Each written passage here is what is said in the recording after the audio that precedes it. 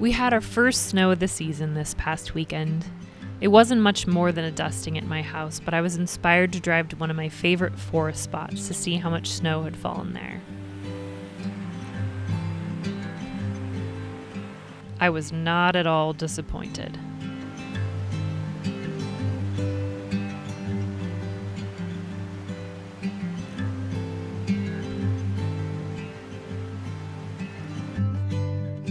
Even though I currently live in the city, I'm thankfully not very far from many gorgeous nature spots.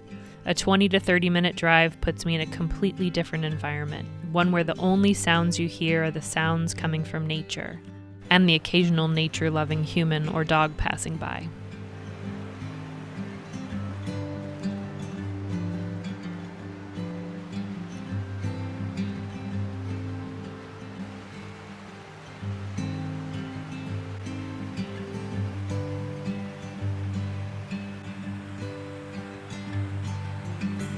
In this environment, I feel like a kid again. I'm not thinking of my boring, monotonous job, or bills that need to be paid, or taxes, or things that need to be fixed on my car.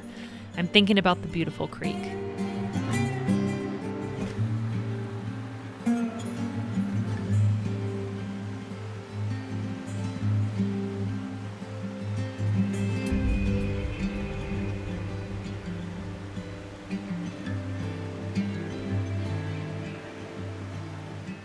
I'm also thinking of how to strategically step over the water without falling in it. Phew.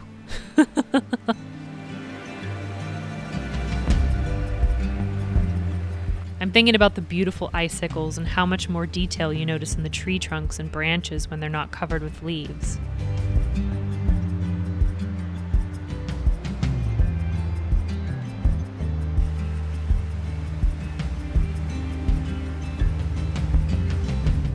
And did I mention icicles? Let me mention them again. They are such magical creations.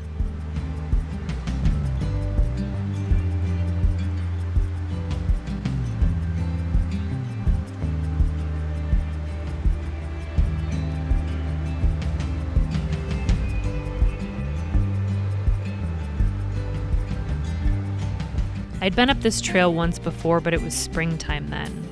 I completely forgot about this massive rock formation, so I was absolutely blown away by the magical display of ice. I think it was so much more special because I wasn't expecting it at all.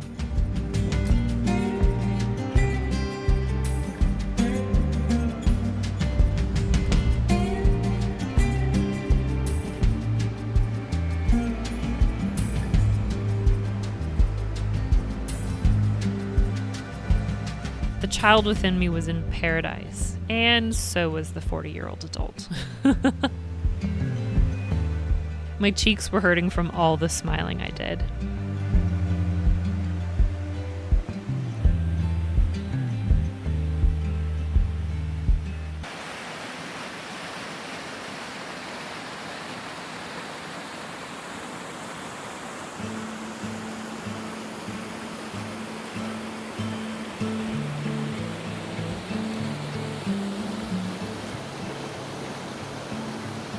One of my biggest goals in life is to figure out how to spend less time living within the system that we were all trained as children to live in, and how to spend more time living as humans were naturally designed to live. There has to be more of a balance in what we've created, or I guess I should say what we've inherited.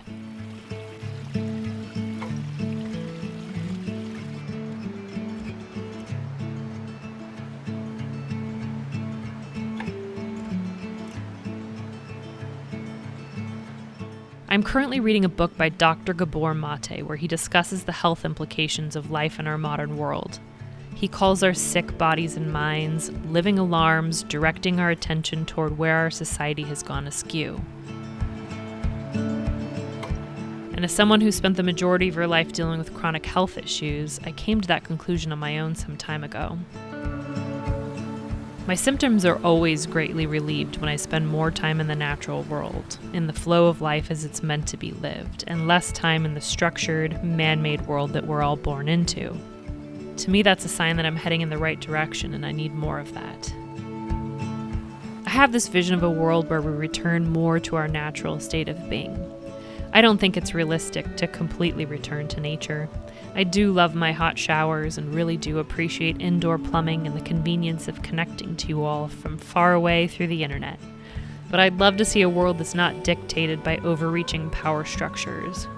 I'd love to see a world where people spend more time connecting to each other in the natural world than connecting to a handheld device. I'd love to see a world where people come together in community to grow food and forage and take care of their local natural resources. I'd love to see a world where humans rediscover how to read nature's signs and adapt their lifestyles like the rest of the natural world does to create harmony. And although things have been looking rather grim over the past few years, I know this is all still a possibility. The more of us who move in the direction of peace and harmony, the less power we give to those with a more dystopian view of the future.